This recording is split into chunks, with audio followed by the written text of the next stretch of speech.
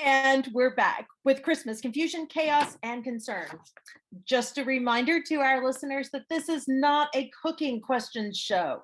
If that's what you turned in for, the Butterball Hotline might be what you're looking for. On that note, we also wish to apologize to our listeners for Bob's suggestion yesterday. We don't believe he was referring to an actual turkey when he suggested it be brined in KY jelly. We wish Bob the best in getting the help he needs. Until he's back, I'm Kelly, your host, and let's get to our next caller, Cindy. Cindy, welcome to the show. What's your concern? Well, hi, Kelly. Well, I know that themed Christmas displays are a thing, but my husband has one that is just disgusting. Texas Chainsaw Massacre. He's got a leather-faced Santa and chainsaws and sharp implements hanging from the Christmas tree, along with the glass balls with movie scenes on them. I cannot have my friends and family over to see the horror in my living room. What can I do? Well, Cindy, first let me say I understand your concern. Of all the horror icons, clearly Freddy in his green and red striped sweater would be the logical choice for the holidays. Oh, but seriously, does your husband have a man cave?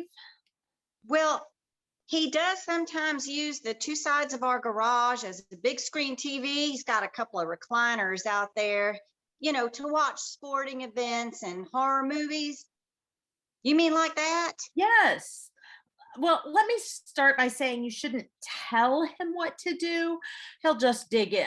But if you suggest you know that the best part of horror films is the shock, the surprise, and that if the inside of your house looked like a typically ordinary suburban home for the holidays, then taking friends and family out to his space gives that dun dun dun surprise Texas Chainsaw Christmas.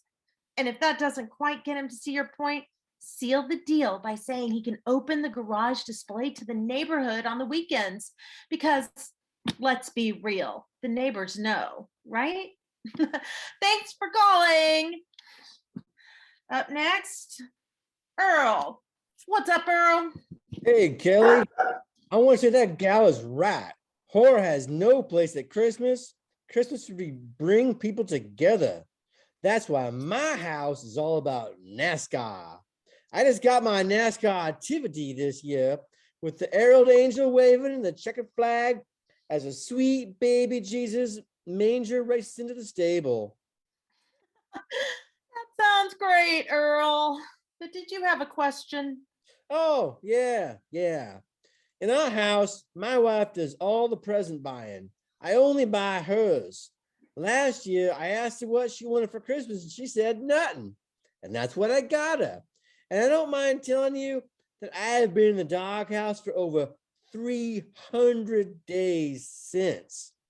This year, I asked again, and she said, fine, I guess you'll get me what you did last year.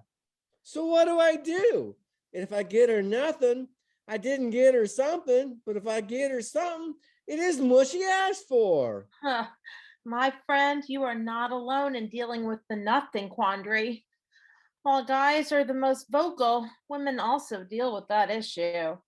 Some counselors suggest that when the nothing is requested, what is meant is we are asking for you to give something from the heart, not something we ordered, something that shows you put some thought into it. And believe me, a washer dryer combo or a 1-year subscription to Weight Watchers doesn't show thought.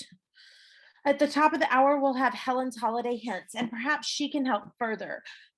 But I'll share a secret that has worked for my husband. A gift card for a full day at a spa with a note saying, you can't improve on perfection, but I said I'd give these guys a chance to prove me wrong.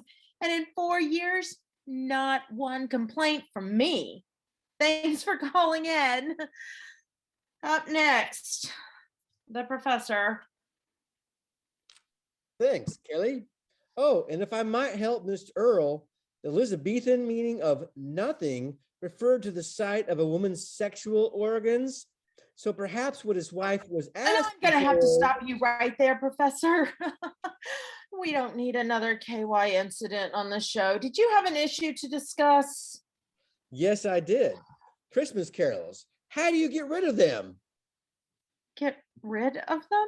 Oh, nothing untoward, I assure you. I just do not like the gathering of neighbors and the caterwauling of Christmas carols. My wife is firmly against turning off all the lights, ignoring the door, posting no trespassing signs, a guard dog, water cannons, razor wire. Wow. Sounds like either you or the wife has given this a lot of thought.